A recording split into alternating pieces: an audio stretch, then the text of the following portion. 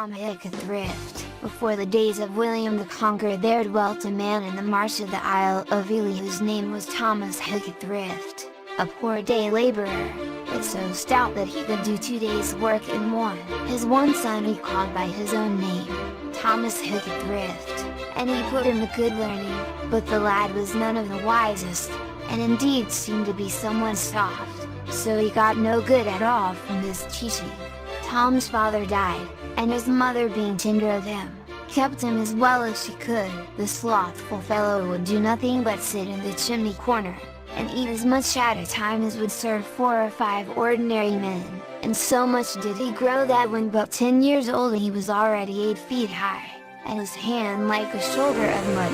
One day his mother went to a rich farmer's house to beg a bottle of straw for herself and Tom. "Take what you will," said the farmer, an honest, charitable man. So when she got home she told Tom to fetch this straw, but he wouldn't, and, beg as she might, he wouldn't till she borrowed him a cart's rope.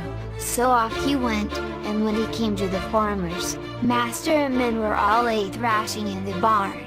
"I'm come for the straw," said Tom. "Take as much as thou canst carry," said the farmer. So Tom laid down his rope and began to make his bottle. "Your rope is too short," said the farmer by way of a joke, but the joke was on Tom's side, for when he had made up his load there was some 20 hundredweight of straw, and though they called him a fool for thinking he could carry the tithe of it, he flung over his shoulder as if it had been 100 to the great admiration of master and men. Tom's strength grew thus he had known there was no longer any basking by the fire for him. Everyone would be hiring him to work, and telling him 'twas a shame to live such a lazy life. So Tom, seeing them wait on him as they did, went to work first with one, then with another, and one day a woodman desired his help to bring home a tree. Off went Tom and 4 men besides, and when they came to the tree they began to draw it into the carts with pulleys. At last Tom, seeing them unable to lift it, "Stand away, you fools," said he, and, taking the tree, set it on one end and laid it in the cart. "Now," said he, "see what a man can do." "Marry, 'tis true," said they, and the woodman asked what reward he'd take. "Oh, a stick from my mother's fire," said Tom, and, espying a tree bigger than was in the cart, he laid it on his shoulders and went home with it as fast as the cart and 6 horses could draw it.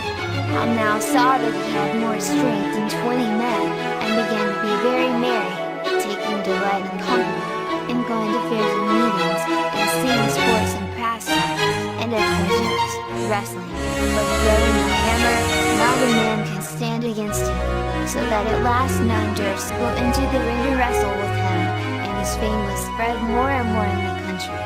Far and near he would go to any meetings, as football play or the like, and one day in a part of the country where he was a stranger, and none knew him, he stopped to watch the company at football play. Rare sport it was, but Tom spoiled it all, for meeting the ball he took such a kick that away it flew none could tell whither. They were angry with Tom as you may fancy, but got nothing by that, as Tom took hold of a big spar, and laid about with a will, so that though the whole countryside was up in arms against him, he cleared his way wherever he came.